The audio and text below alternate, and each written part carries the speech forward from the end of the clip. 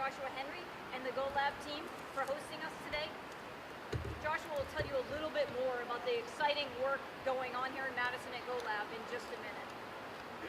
This is a great location to launch the Maine Jobs and Recovery Package because this startup manufacturing facility embodies the exciting economic future and growth we believe is possible across our state.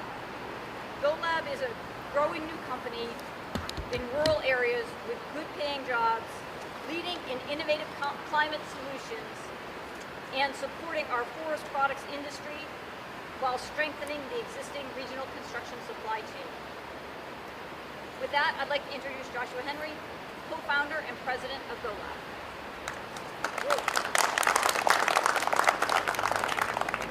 Thank you, Commissioner Johnson, and thank you all for coming. My name is Joshua Henry. I'm the president of Go Lab, and I'm delighted and honored on behalf of the Go Lab team and the town of Madison to be welcoming Governor Mills and her administration to our humble 600,000 square foot facility. When we started this journey 5 years ago, my co-founder, Matt Amalia, and I simply wanted to understand why a suite of wood fiber insulation products that were renewable, recyclable, non-toxic, and carbon sequestering were not being produced anywhere in North America, despite generating over $700 million in annual revenue. We are here today on the cusp of opening our first North American facility in Madison because we never found that answer. What we did find here at this mill and in the Mainers who poured their lives into the care and maintenance of this facility was enormous inherent value and future potential. I'm enormously proud to have played a small role in conserving these for future generations of Mainers. And were it not for Governor Mills and Heather Johnson, our Commissioner of Economic and Community Development, none of this would have been possible.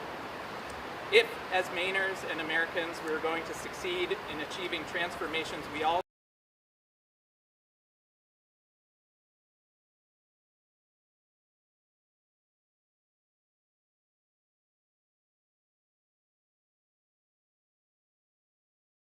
specific proposal or policy, but because I know quite a bit about how important people are in solving these difficult problems, and I know firsthand how Governor Mills and her team love confronting difficult problems and making change possible.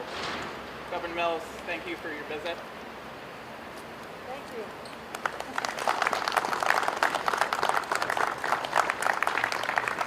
Thank you, Josh.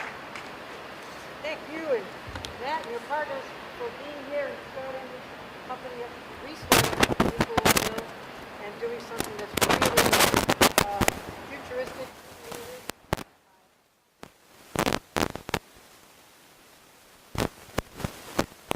Our heritage industries are not just something of the past, they're the economic engine of the future. Also with me today are the co-chairs of my Economic Recovery Committee, Lori LaChance of Thomas College, and Josh Broder. Thank you for your work this past year, getting Maine back on track.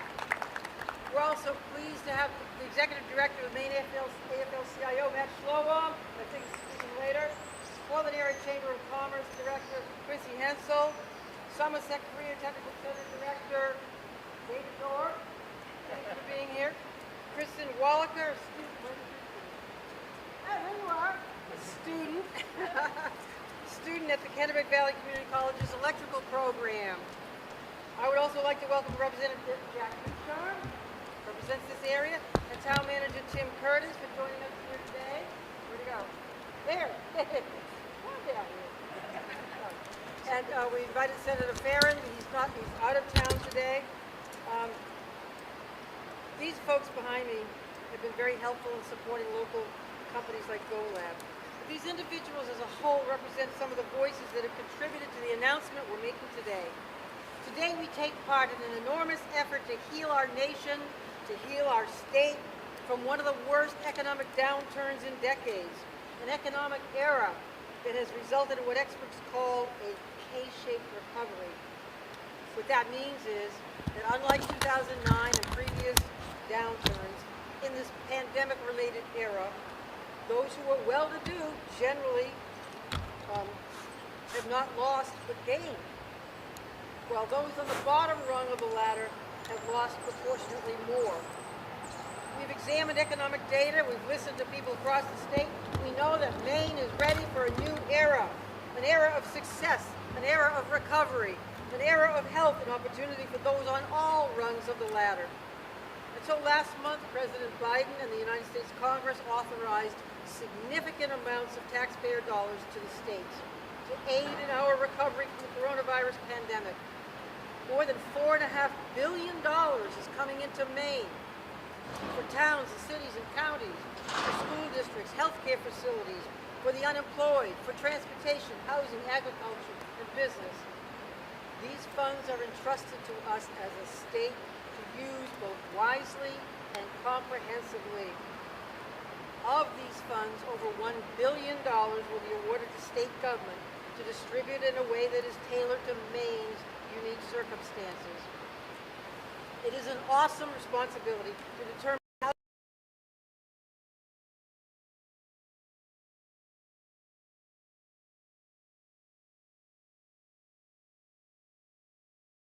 all people. So today, after my cabinet and I have analyzed data and conferred with folks around the state, and after hundreds, literally hundreds of hours of work on top of their regular day jobs, and my commissioners I want to give a great note of thanks to, we are presenting our best plan for the use of these funds to accomplish three important goals. One, economic recovery for our state in the near term. Two, economic growth for our state in the long term. And three, physical and human infrastructure in our state. We do not have to reinvent a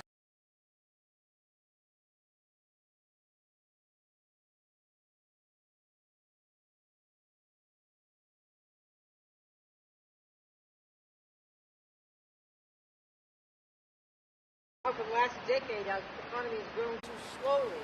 How retiring baby boomers have left the workforce, and businesses who want to expand can't find qualified workers. I recited the all too familiar stories of how young people who grew up in Maine have left to find a brighter future and greener pastures elsewhere. The brain drain.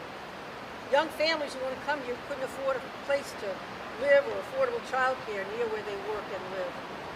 We want to be vacation land, yes. But we also want to be the homeland and the home port for a young and vibrant workforce. I spoke about those challenges, and I spoke about our strengths, our beautiful and bountiful outdoors, our unmatched quality of life, our unequaled character, and our resilience. The very qualities that would allow us to overcome challenges and seize opportunity. We were at Robbins Lumber because it had adapted to changes in the pulp and paper industry, investing in clean energy and new lumber products. It was there that Commissioner Heather Johnson and I unveiled the state's 10-year economic development plan, the first of its kind in decades. That plan promotes collaboration. It jumpstarts economic growth to achieve a diverse and forward-looking economy that offers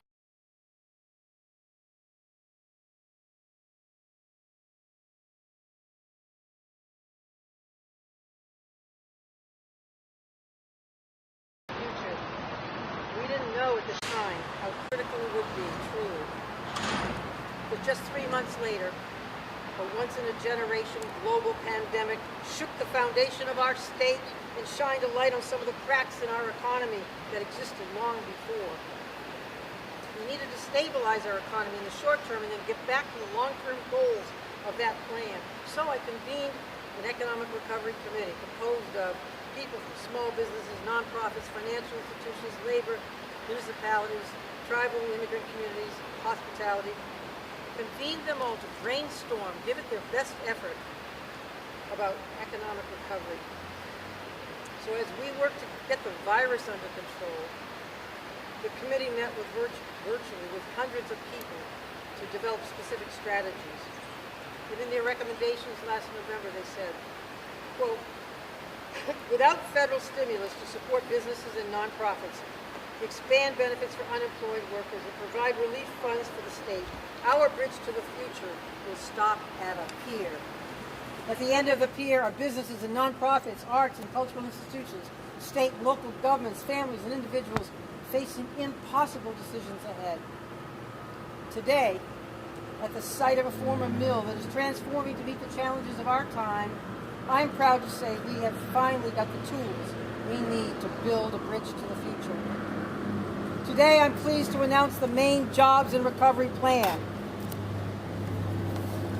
Our administration's proposal to invest the more than $1 billion allocated to the state under the American Rescue Plan Act passed by Congress and signed by President Biden.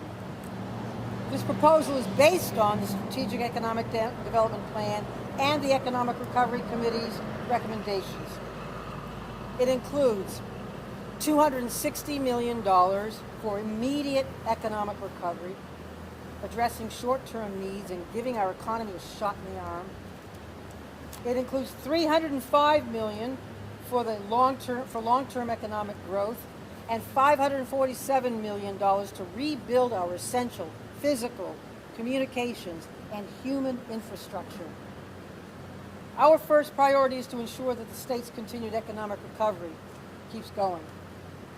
We propose a new series of economic recovery grants. We propose a measure to lower health care costs for small businesses. We propose investments in people who have recently started businesses to help them succeed in these rough times. We also propose to use this money to tackle long unaddressed needs, investing in research and development, jump-starting innovation, incentivizing remote work to attract and retain workers, and bolstering training programs at career and technical education centers and higher eds to expand our skilled workforce. The strength of our economy also depends on support systems to allow people to live a healthy and productive life here in Maine. So this proposal includes funds for infrastructure, money to repair roads and bridges and upgrade water treatment systems to ensure clean drinking water, but also funds for housing and childcare to build human infrastructure. And thanks to the hard work of Senator Angus King, it includes substantial funding from the federal government for affordable, high-speed internet for homes and businesses across the state. There's a lot in this proposal.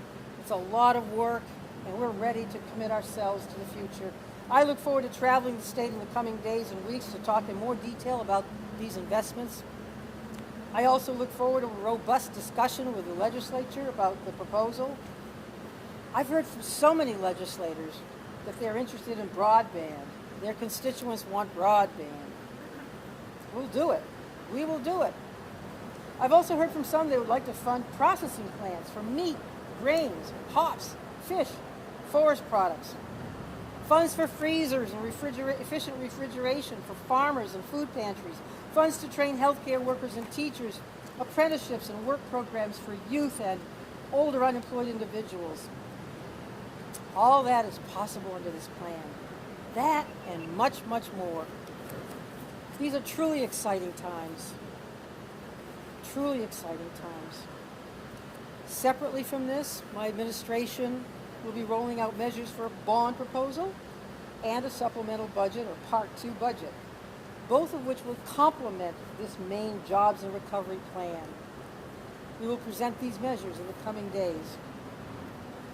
The federal funding Maine is receiving under the American Rescue Plan represents an unprecedented opportunity to address the long-standing challenges, the cracks in our foundation, these things that have constrained our state's ability to thrive over the years. By encouraging innovative small business growth, investing in working families, and building essential infrastructure, we can accelerate our recovery from the pandemic, and we'll let the world know that Maine is a safe place to live and work, a place where you will have the benefit of a good education, a rewarding career, and good connectivity, a place of unrivaled physical beauty and natural resources, where you can raise a happy and healthy family and live comfortably in a community that you love in the most beautiful state in the country. We've been through a lot these last 14 months with higher rates of vaccination, with testing and treatment. We are pushing through this pandemic and we're seeing a light at the end of the tunnel. We've endured hard times. Now, with a partnership with the federal government, We're entering a new era. We're able to plan for the future, finally able to put our state on a solid footing. Now we can offer the people of Maine the promise of prosperity, offer the next generation greater goals, aspirations, and opportunities, and something even greater than that. We offer them hope. These are truly exciting times, and I'm delighted to be here with you today to roll out this plan and to meet with so many people across the state of Maine in the coming weeks to talk about the details and share the excitement I have in this partnership with the federal government and this plan. Let's go get it done. Thank you.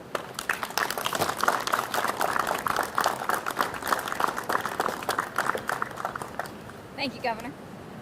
When the governor took office, she told me she wanted a strong and prosperous state, a place where Maine businesses could thrive and people would be able to find good-paying jobs in every corner of the state. Thank you. Jobs that allowed them to live comfortably and raise their children. She directed me to begin the process of putting together an economic development plan because one hadn't been available in decades. The plan needed to engage the entire state and look at inclusive ways to grow and diversify the economy while strengthening existing businesses and supply chains. We traveled the entire state, receiving input from economists, business owners, town leaders, and students, totaling over 1,300 Maine people as part of the plan development. From that input, two things became very clear. Maine needs innovation and to drive innovation and to focus on developing and attracting talent. As we focus on recovery from the pandemic, those two pillars are even more important now than they were when we launched the strategic plan. The American Rescue Act funds give us the financial resources to execute this work. Most of the elements of the Maine Jobs and Recovery work link directly back to existing work in the Strategic Economic Plan, the Economic Recovery work, or in Maine's Climate Plan. Investing in innovation and workers in Maine are key to solving the immediate economic challenges and creating a base for Maine's economy to grow. We look forward to working with the legislature, towns, and organizations across the state to effectively refine and execute the Maine Jobs and Recovery package. With that, I'd like to introduce Lori LaChance. Lori is the president of Thomas College, co-chair of the Governor's Economic Recovery Committee with co-chair Josh Broder, and Maine's former state economist. Lori?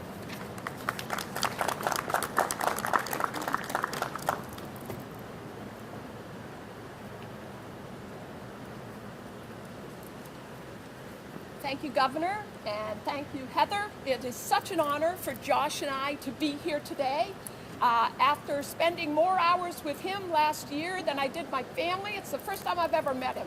So I think many of you have had that same experience in this unusual period of time.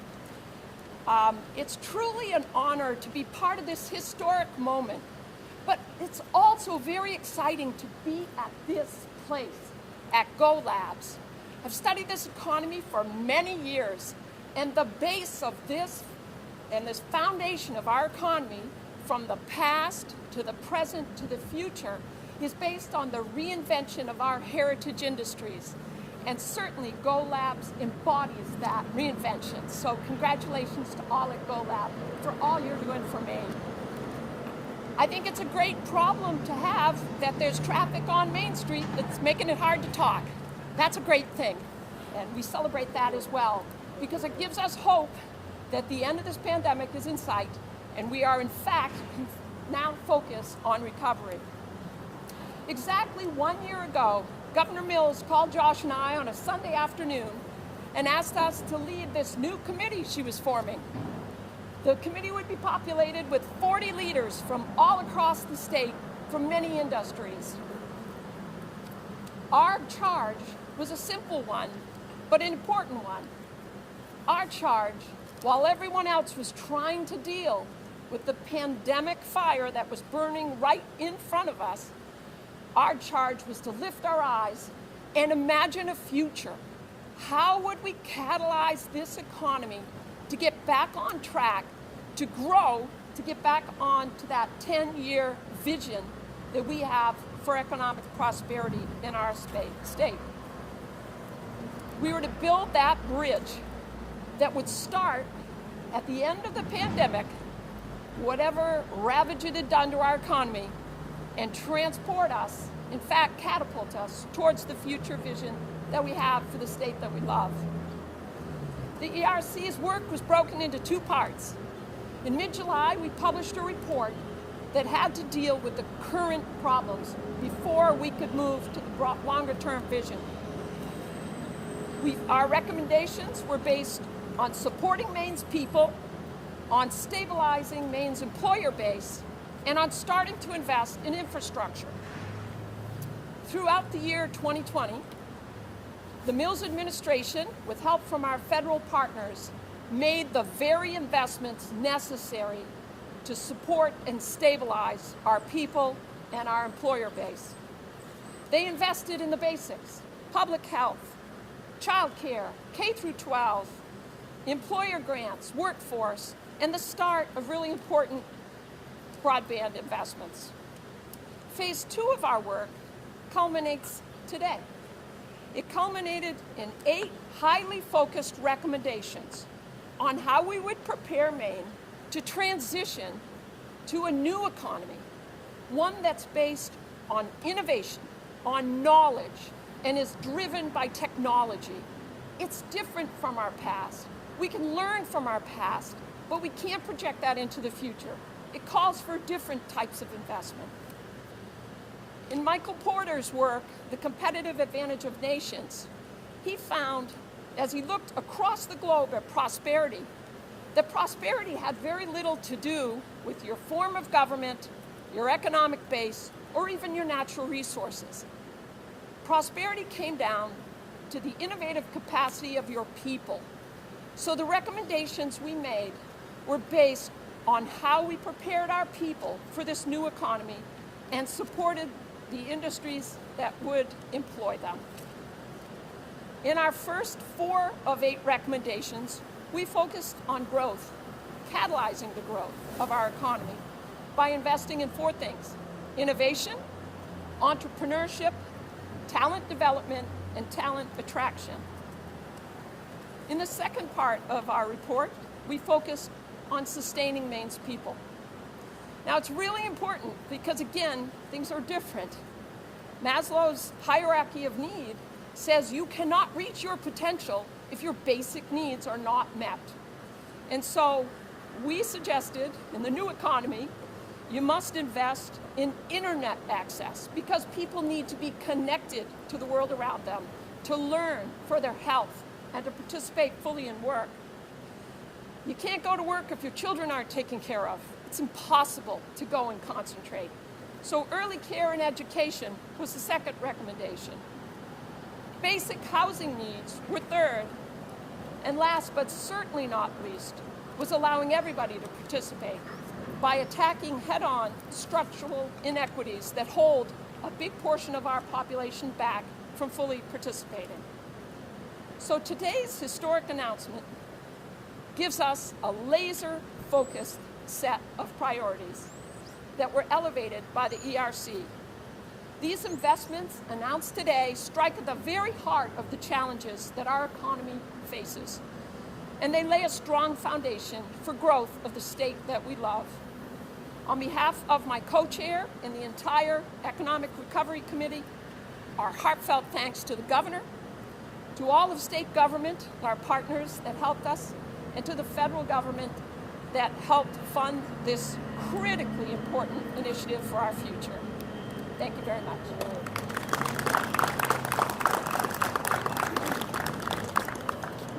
Great, thank you, Lori. Next, I'd like to introduce Quincy Hensel. Quincy is the president and CEO of the Portland Regional Chamber of Commerce.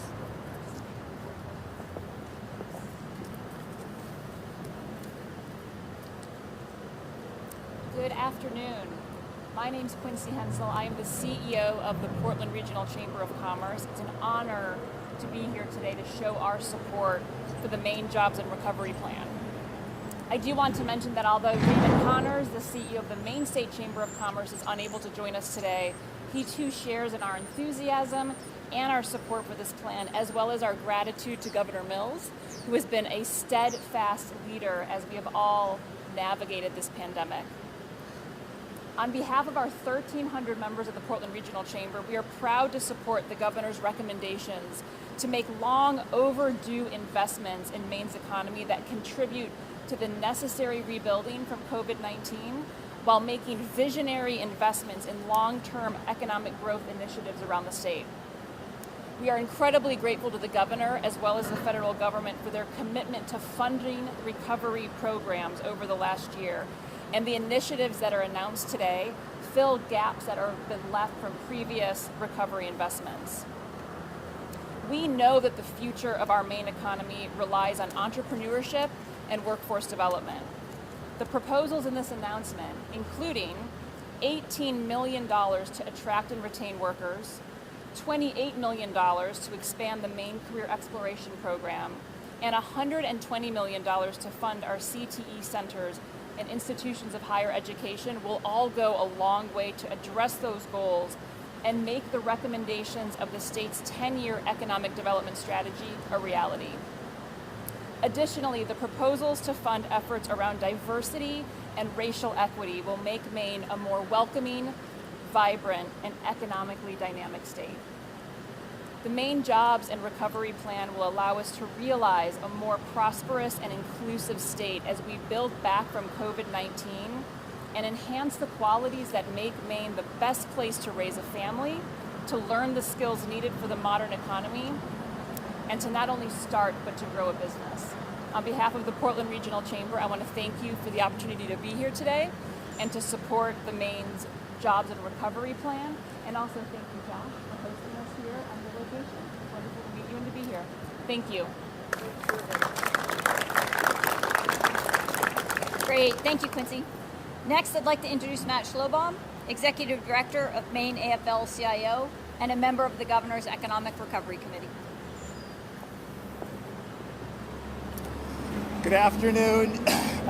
Thank you, Governor Mills, Economic Recovery co-chairs, Josh and Lori. It's great to see them in the flesh for once and not on Zoom. Commissioner Johnson. My name is Matt Schlobaum. I am the Executive Director of the Maine AFL-CIO, and it's a pleasure to be here. We represent 40,000 workers across the state. We once represented mill workers at this mill, and we most recently represent nurses, 2,000 nurses at Maine Med who recently organized and are reflective of the changes we're seeing in our economy. For thousands of essential Maine workers, it goes without saying that they've kept us all whole for the past year. They've delivered the goods, they've taken care of our loved ones, they've produced the goods, they've cared for all of us, and they've often done it in very difficult conditions, often not having the safety or medical protective equipment they need, and juggling the difficult balance of life and work and family that we've all seen so acutely. And workers have reminded us in this pandemic that working people are the backbone of our great state. And this pandemic has reminded us and has laid bare the inequalities of income, wealth, and power that cut deeply along lines of race and class and gender and geography. And the American Rescue Plan and the Maine Jobs and Recovery Plan are transformative pieces of legislation that say to workers, we recognize your effort. We recognize your suffering that you've been through. We care enough to respond on scale to the challenges you face. And as we forge Maine's economic recovery, we must, as the President has harped on, build back better. That means addressing the deep inequalities in this economy head on. They existed before the pandemic, they're right before our eyes now, and we have to tackle them together. Building back better means growing our economy from the bottom up and the middle out. It means building back better with unions so workers have a voice on the job. It means pairing our investments in clean energy and infrastructure with labor and job quality standards. And of course, it means being laser focused on creating high quality, family sustaining, often union jobs. We applaud the proposed investments in housing, childcare, broadband, and energy efficiency. We support rebuilding Maine's roads and bridges, fixing our state parks, building climate-resilient communities, and ensuring safe drinking water for every Mainer. We are eager to get to work, expanding registered apprenticeship programs, putting people to work, building the clean energy economy of tomorrow, and having state-of-the-art worker training programs that ensure people earn while they learn and are trained for high-quality jobs. We all know that good jobs don't just fall from the sky. They come out of hard work, and they often correlate with workers' overall bargaining power that can be built through organization in the workplace, through public policy like we're talking about today, and through tight labor markets. We applaud the proposal on the table. We look forward to working on it and to creating the kind of economy that works for every Mainer and the kind of jobs filled with dignity and respect and good wages and good benefits for everyone in our state. Thank you.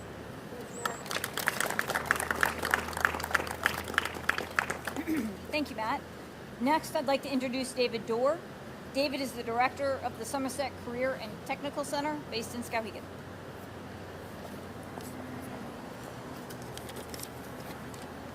Good afternoon. My name is David Dorr. I'm the director of the Somerset Career and Tech Center in Skowhegan. First, let me thank Governor Mills for continuing to support education, and especially the career and technical education. As a director of a CTE, I have a lot of support from the community because they see the value in education programs that give students the skills that they need to be successful. Students who attend a program at a CTE are successful in so many different ways. First, it creates equity.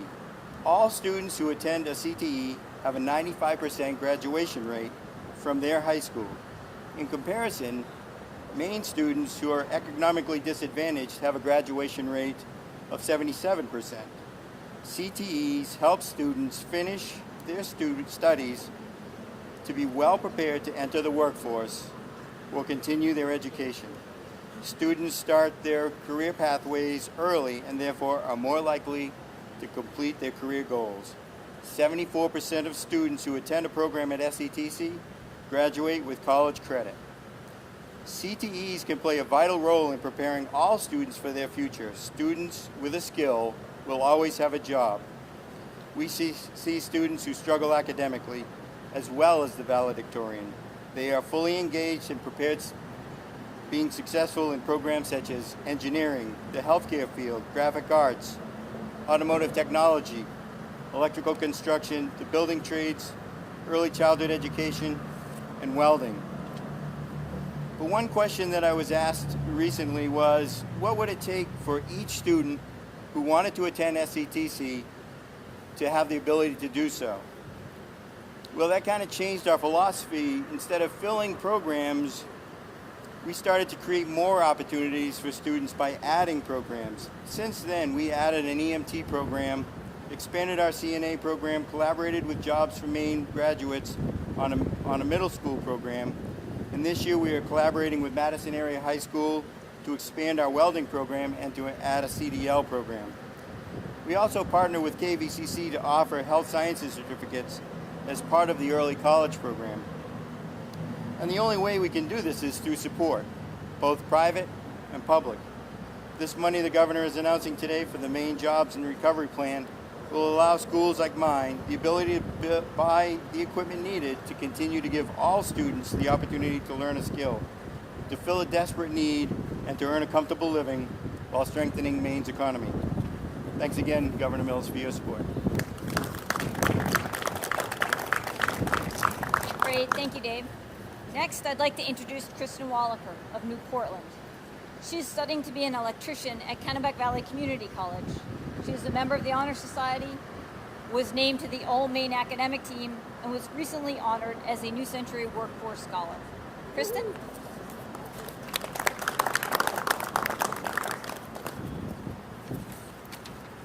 Hello, I am Kristen Wallaker and I am an electrical technology student at KVCC.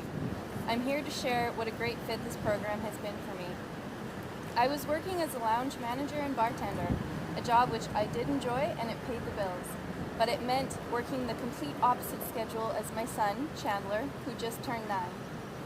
I didn't know anything about electrical work when I decided to enroll, but was interested because I'm planning on installing an off-grid system for my home, and you can't properly maintain that without understanding electricity. I'm so happy I chose this path. I can see this field is in such high demand, and having these skills means I have choices. I know I can find a good paying job and support myself and my son. I can see the possibilities of creating my own life. The electrical technology program has been completely fascinating. We have knowledgeable and engaged instructors, and I really enjoy the math and theory side of it. We get to see it put into practice with the hands-on work, and I'm looking forward to my last year. After graduation next spring, I'll work towards my journeyman's license, which I will have a jump on with the hours from this program.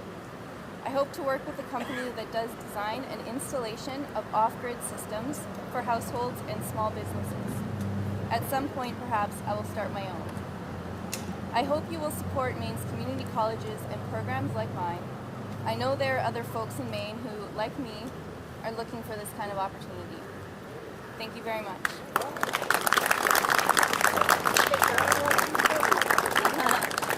Great, thank you. I think, Governor, we're ready for questions. So you ready?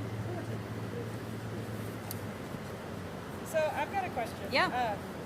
So this proposal has to be, I believe, is subjected to approval from the legislature. Can you give me a time frame of like, are we going to be trying to get this approved like all this session? Is it going to be broken up? Like, talk a little bit about this.